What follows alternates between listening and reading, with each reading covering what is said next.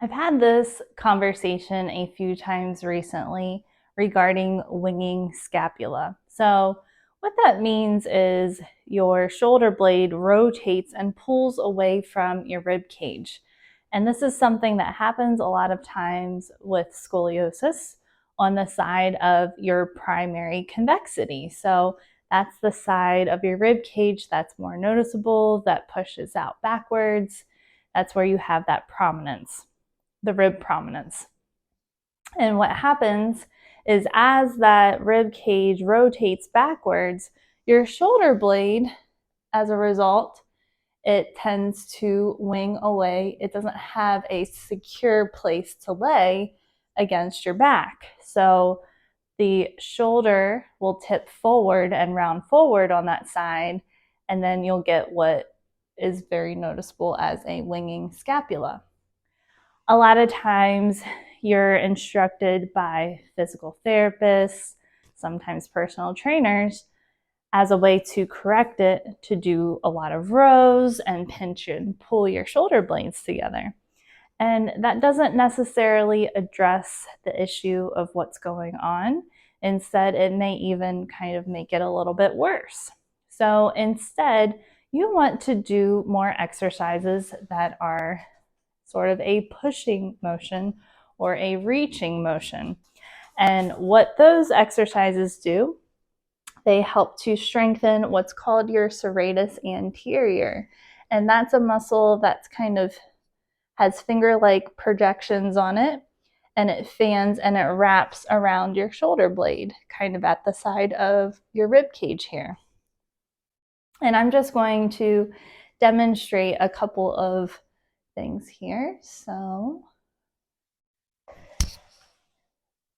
one thing to think about just with your general posture is instead of pulling your shoulder blades together, and you can kind of see what that does to my curve, what that does to my shoulder blade here. Instead of pulling my shoulders towards each other, I want to feel like I'm reaching my shoulders away from each other, away from the spine. And just notice what that does to my upper back, how that changes the way it appears, and also the balance and the symmetry of my back. Now, another exercise that you can do is you can take a TheraBand and wrap it around your bra line or where you would have a bra if you don't wear bras. And you're going to hold the band, one end in each hand, like so.